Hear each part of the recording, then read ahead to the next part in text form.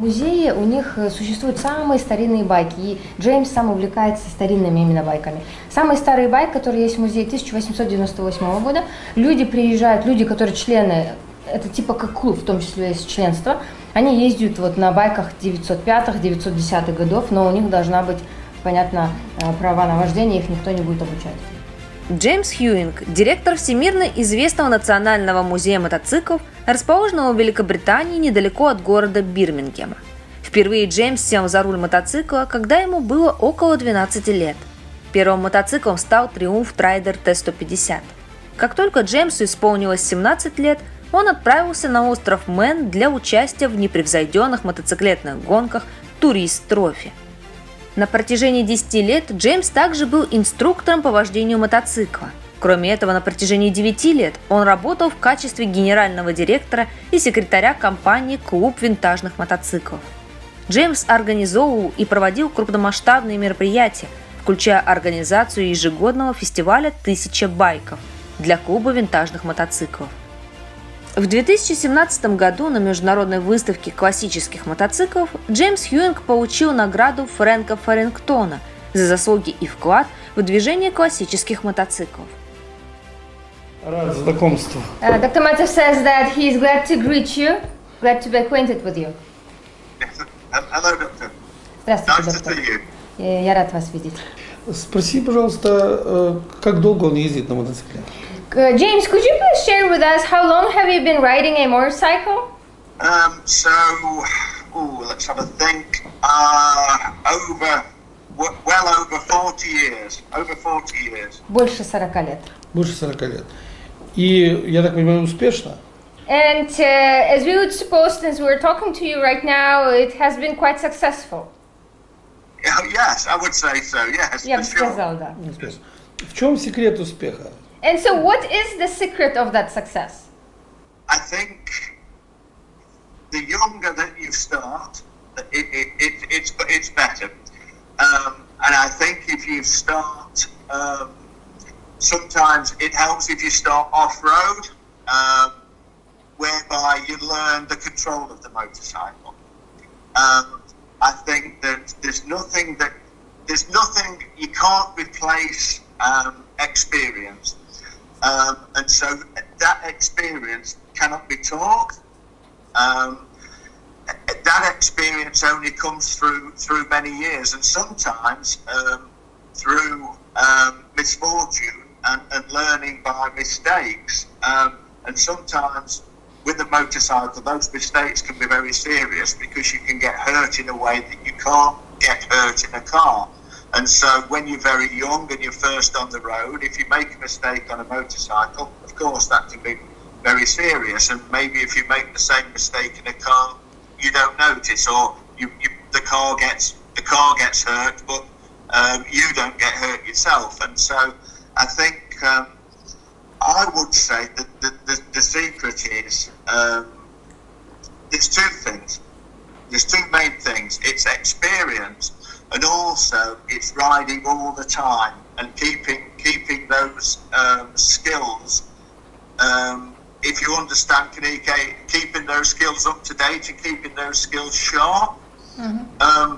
Because I think sometimes if you've had a motorcycle when you're young, and then you sell that motorcycle because maybe you get married or you have children and you've got no money, and then people come back into motorcycling later in their 40s maybe, that can be quite dangerous because those skills are not sharp anymore. Дело в том, что, да, я по сей день жив пока.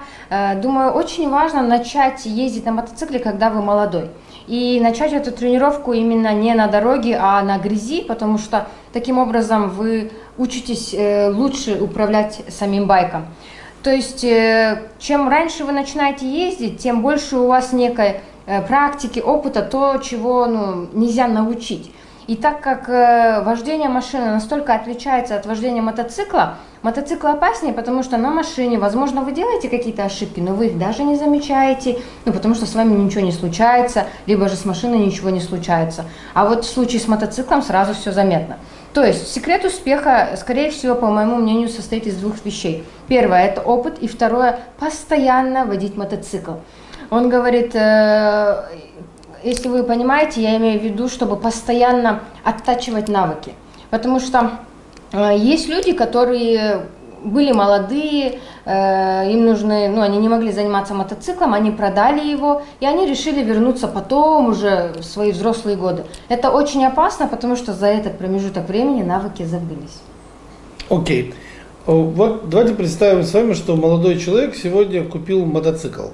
So let us hypothetically just assume that there is a young man who just bought a motorcycle. Да, и вот первое, с чего, какой мотоцикл купить? So what kind of motorcycle would you recommend him to buy? He's not an experienced rider yet, that hypothetical person. Yeah, in this country, and I guess it's the same. I'm not sure in your country. You're restricted to a certain size, and so in this country. When you're 16, you can have something which is very small, which is 50cc, 50, and then when you're 17, you can have something which is 125cc, and these are small bikes and easy to handle.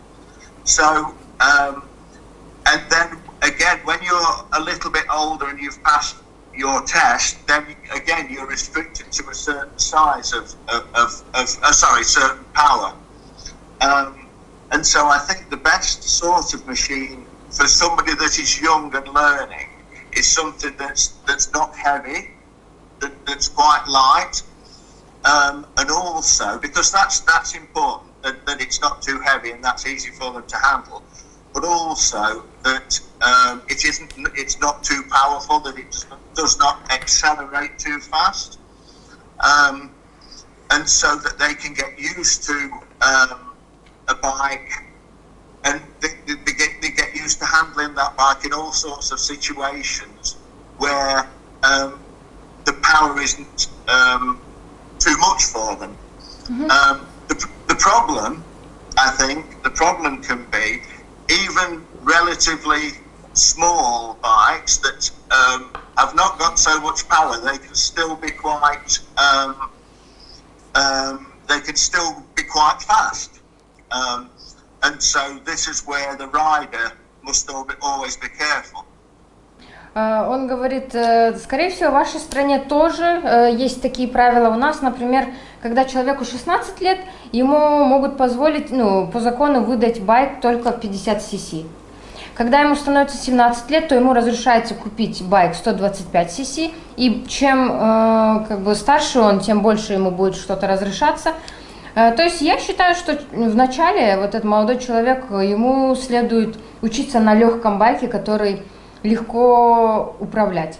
То есть он должен быть не сильно тяжелым, легко управляемым, и этот человек не должен сильно разгоняться вначале, а должен попробовать поездить на этом байке в разных видах ситуациях. Окей. У нас просто не так немножко, как в Британии, похоже, то есть до 500 кубов и после 500 кубов. In Ukraine, it's not exactly the way it's in Britain, the way you described, but it's quite similar.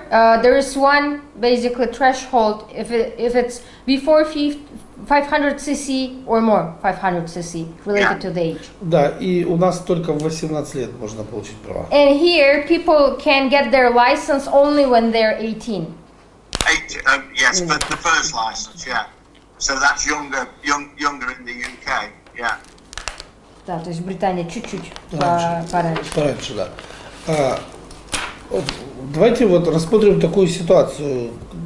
Вот он купил мотоцикл, как ему тренироваться? То есть, я так понимаю, в город сразу ехать не нужно. So once a young person, again hypothetical person, buys that motorcycle, how would you recommend him to train? Probably just going right away to the city environment would not be a smart choice, would it be? Yeah, I mean, in this country, and again, it may be different in Ukraine, but the test is that you have to do some work off-road first. So in a car park, for example, or in an area which is away from the road, where you learn to handle the machine. And then you can't, until you've done that part of the test, then you cannot go onto the road. I think I would always say that it's best not to. It's best not to start to ride in a busy city environment, because even though you may be a good rider yourself, there's a lot of traffic, and of course it's not your skill, but sometimes it's the attention and the skill of the car drivers, and the lorries and the taxis, and they aren't looking out for you. So it would always be best to, if possible, to learn in a less urban environment, in a more rural environment. But of course, for many people, this is not possible. They have to go straight into a more urban environment, and this is always going to be more dangerous. Он говорит, да, то есть вначале бы я не рекомендовал сразу начать ездить в городе, потому что чаще всего бывает так, у вас могут быть хорошие навыки, но у других людей, у таксистов, у грузовиков и у других людей они могут вас просто не заметить, и кучу разных факторов есть. Например, в Британии у нас, когда тренировка идет, сперва они где-то на парковке или где-то далеко от дороги тренируются, только после прохождения теста им разрешаются начать ездить в городе.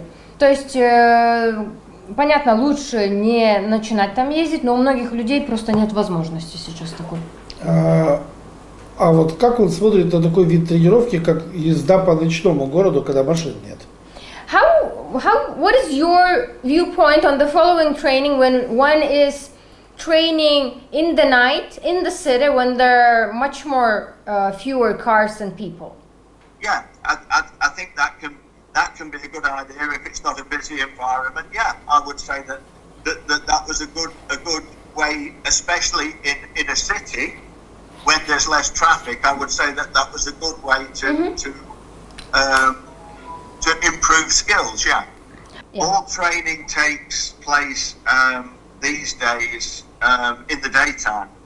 I've never seen it at night, and of course you only get into training in certain situations then, which makes it more difficult. Many years ago, when I was, I don't know, 19 or 20, I was an instructor for people to learn to ride. The law was different in the UK then, and people used to have to come on training courses to do the off-road part of the motorcycle test, and I used to train people to do that, and then we would take them out onto the road to help prepare them for the test. And this was done at that time. We were volunteers. The law was different then. Now it's more professional, but this was many years ago. And it was always interesting taking people onto the road, because you would always have to look out for other drivers. Even though it was obvious that you were training people, many times they would not look out for the fact that people were learners and that we were instructors. And it was always quite interesting to me, quite frightening really, that people would still not help or take care of trainee riders. They would cut in front of them in cars or get very close to them or do silly things. Right. And this was when people were training, and I found that quite surprising. And of course, that's still the same today. So, learning to ride a motorcycle then or now is inherently dangerous. And like I said at the start, there's nothing to beat experience. But sometimes gaining that experience, and I think this is the very important point, nothing will replace those years of experience, the first 5, 6, 7 years that you are riding, when you will gain all that experience. And it will take 5, 6, 7 years to gain lots of experience. It won't happen in 1 year, but gaining that experience, that can be the dangerous time. And there's nothing really that you can do to alter that. I think that's the important point. Отвечая на вопрос, как он смотрит на езду по ночному городу, говорит, это очень даже хорошая идея для того, чтобы именно улучшать сам навык. Плюс, если машин очень много. Мало. Ну, а ночью очень мало, конечно. Да. Также он говорит, что ему, когда 19-20 лет было, он инструктором был, как ездить, учил людей ездить на мотоцикле. В то время закон немножечко другой был. И мы, как волонтеры, переводили людей, которые уже потренировались там в парке или на паркинге, на дорогу. И очень интересно вот сам процесс, как он происходил, потому что по сей день люди совершенно не замечают или делают вид, что они не замечают этих мотоциклистов.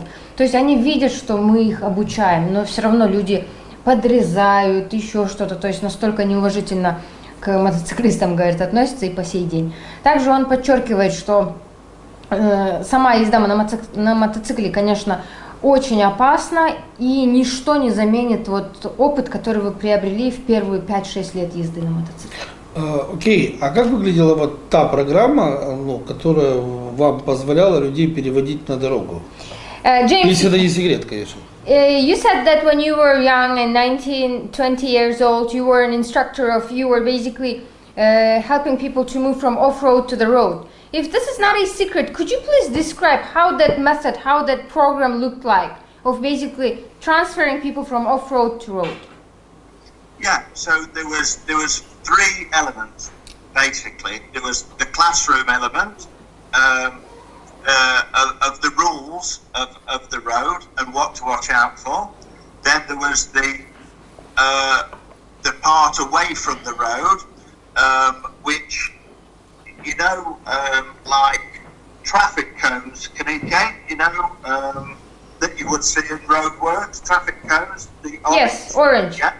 Yeah, okay, and so they would have cones and a special course that was set by the government, and they would have to manoeuvre in a certain way, and these cones would simulate certain things that they would find on the road, like junctions, etc.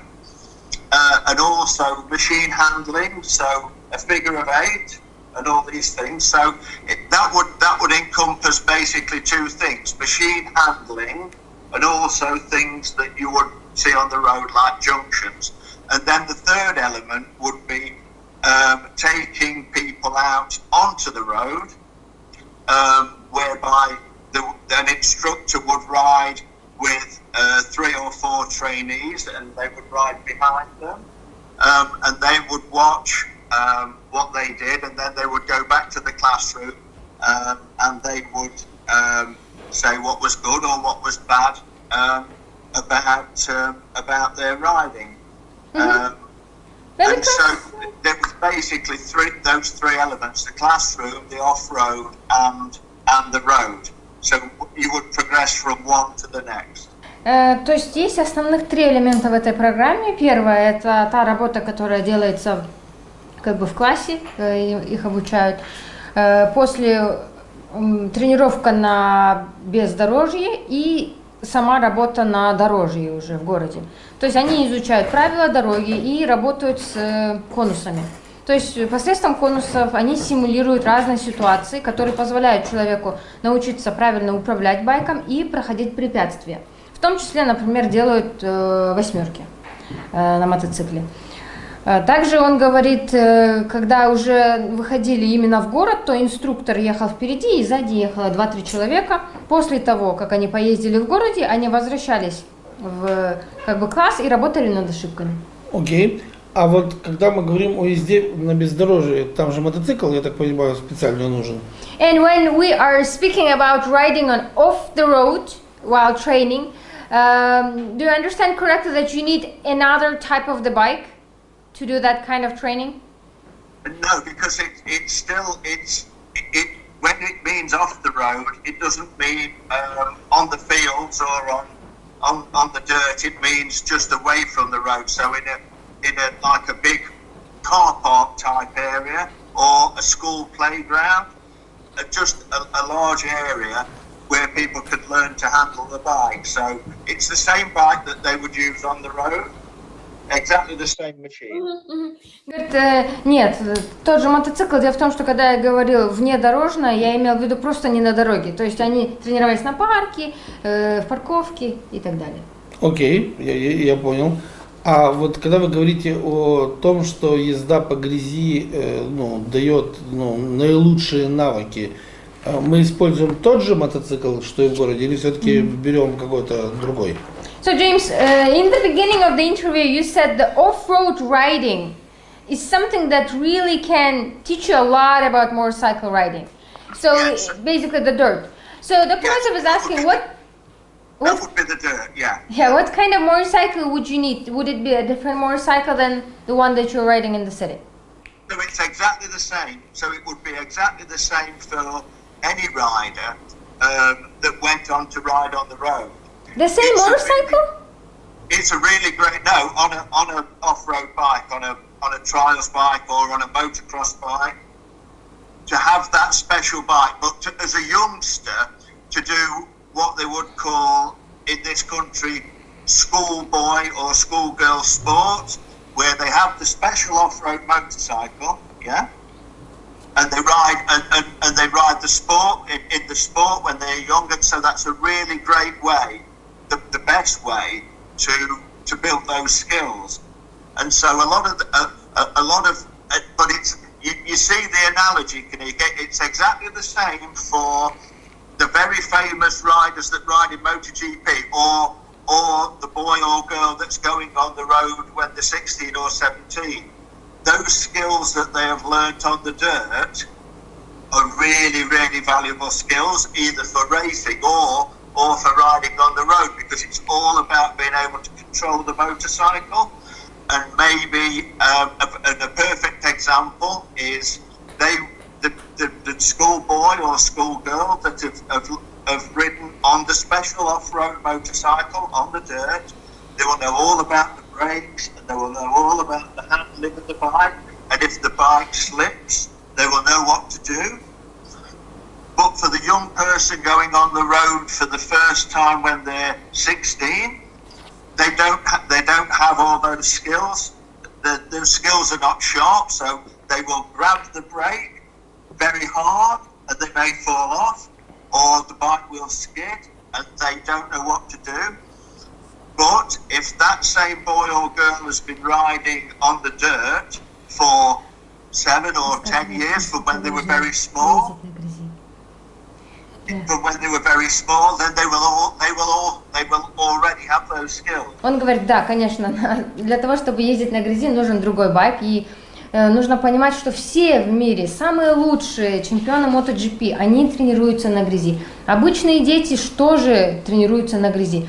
Дело в том, что это самая потрясающая тренировка, особенно она была популярна в 60-х, 70-х годах.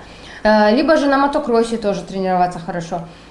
Например, если, так как вы на грязи постоянно скользите и так далее, в городе для вас это станет совершенно спокойной ситуацией, вы спокойно вырулите. Окей. А какой байк тогда купить для таких тренировок? And what kind of a motorcycle would you recommend to buy for this kind of trainings on the dirt? To ride on the dirt, you could buy a Honda. You could buy a Honda CR125. So that's 125cc. Yeah.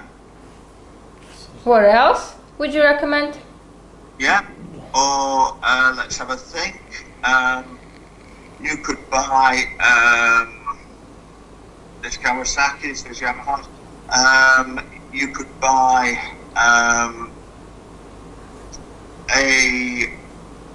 a Suzuki. You could buy a Suzuki DR 125. Yeah, if it's a smaller bike. So D, Если мы R for говорим о doctor. маленьких, Suzuki DR 125. Yeah. Окей. И сколько в неделю раз нужно на грязи тренироваться, чтобы навыки быстро встали? And in your opinion, how many times per week should one train on road off riding in the dirt so that he gains stable and decent skills?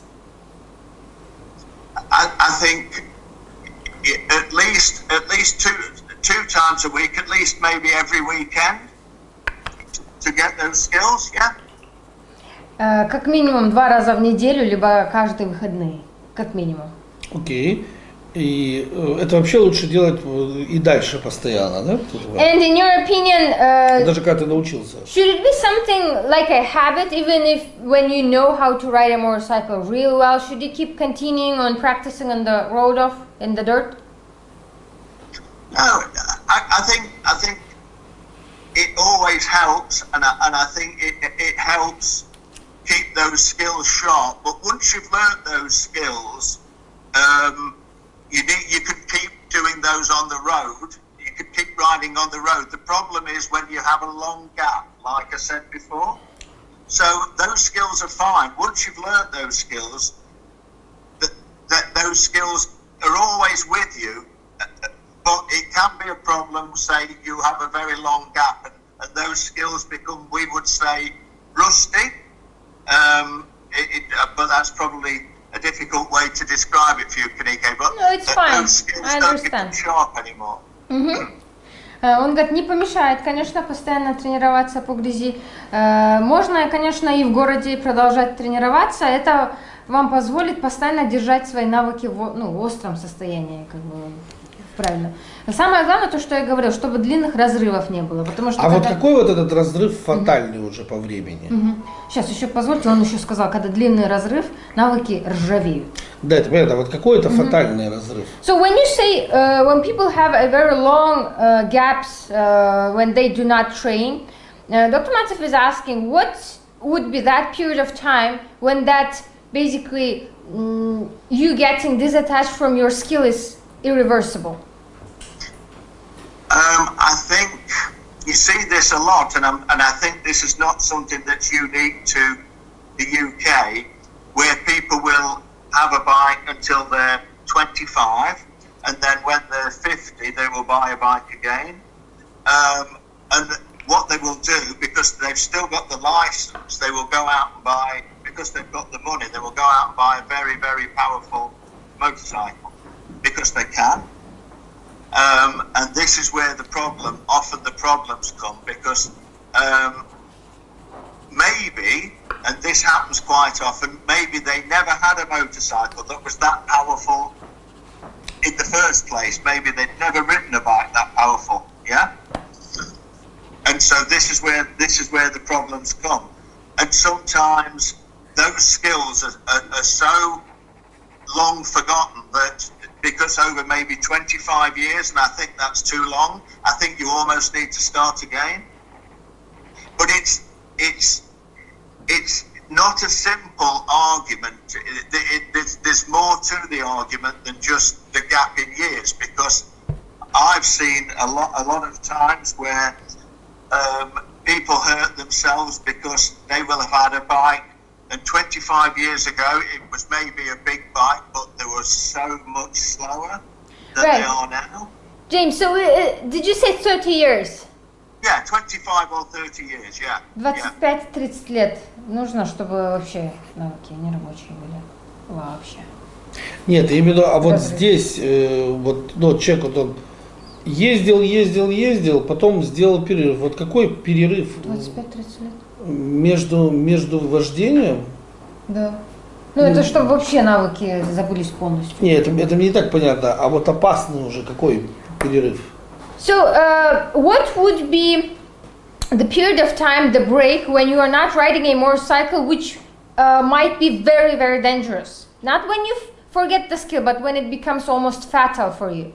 Ну, он полгода не ездит, это уже опасно или нет? For instance, if one is not riding his motorcycle for half a year, is that dangerous or not? No, I would say not, because many people will put their bikes away especially in Northern Europe, they will put the bikes away in October and not start riding again till April. So this is not dangerous. Sometimes over the winter, maybe I won't ride for 5 months. Maybe November, December, January, February.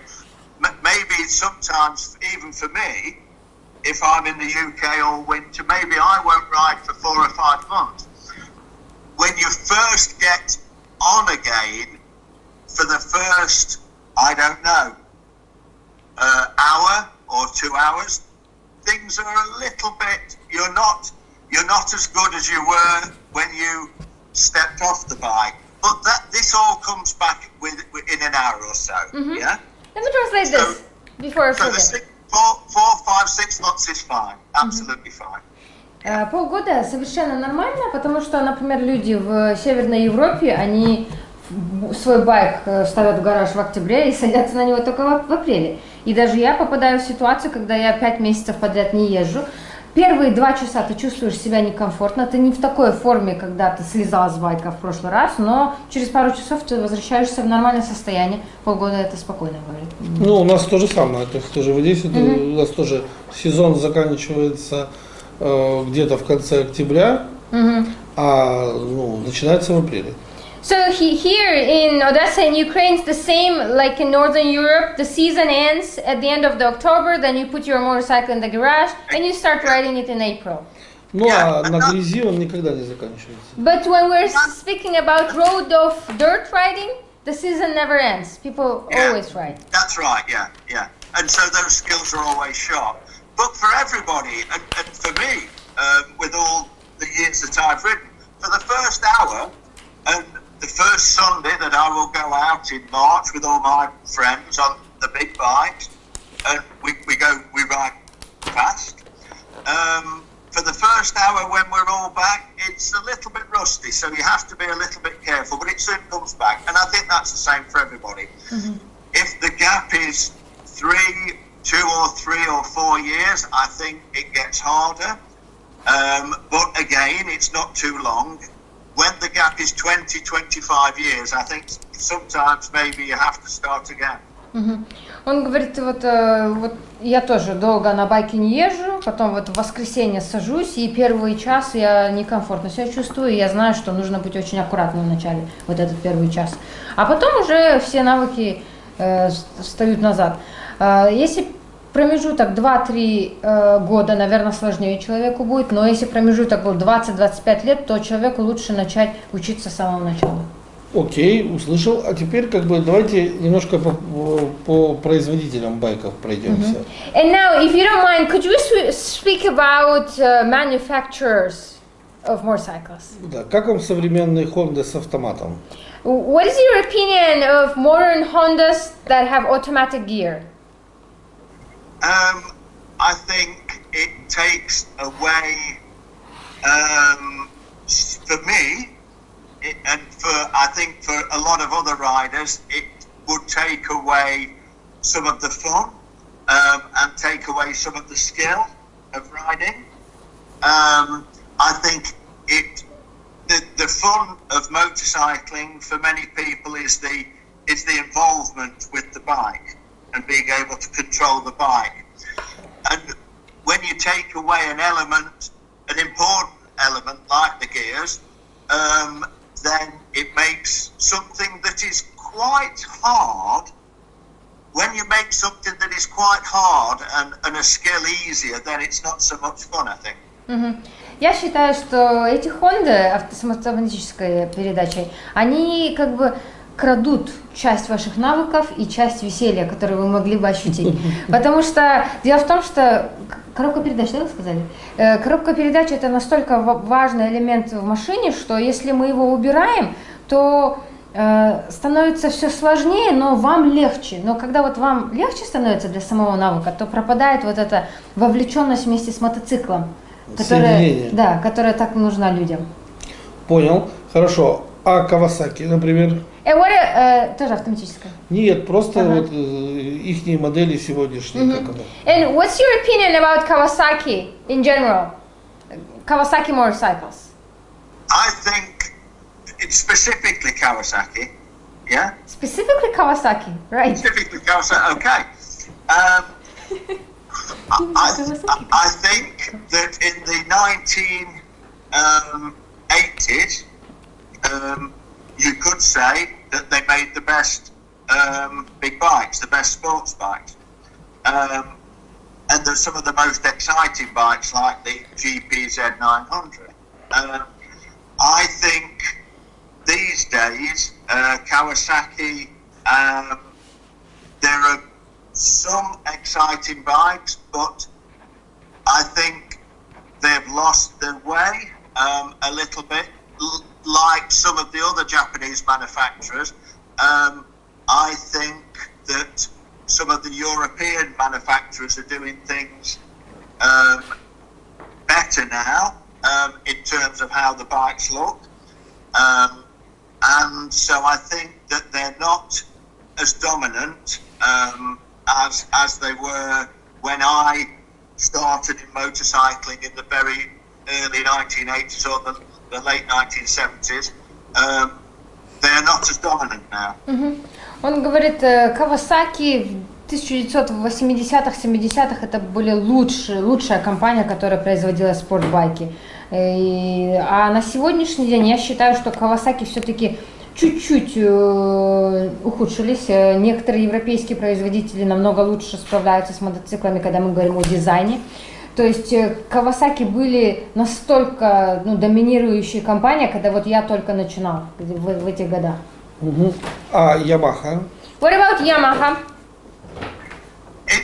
I would say with, and I want to answer your question specifically, but it links actually, you could say Kawasaki, Yamaha, Suzuki, all three are not as dominant now because of BMW, Ducati, Triumph.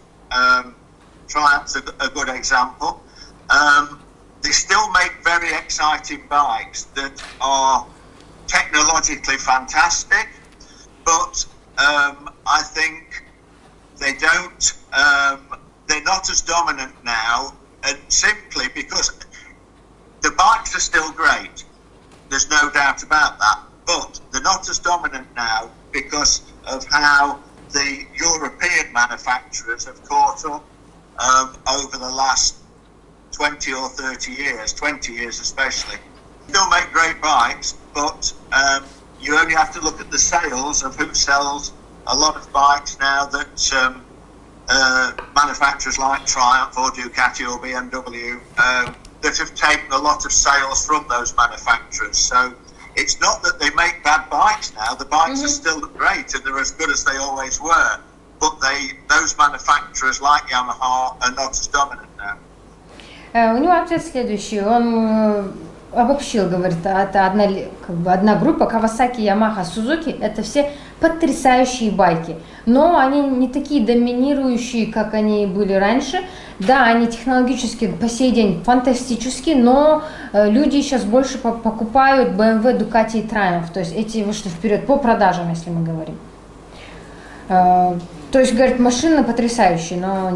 А как вы к BMW относитесь? And what about BMW? Yeah, I mean, when I was growing up, they were very boring.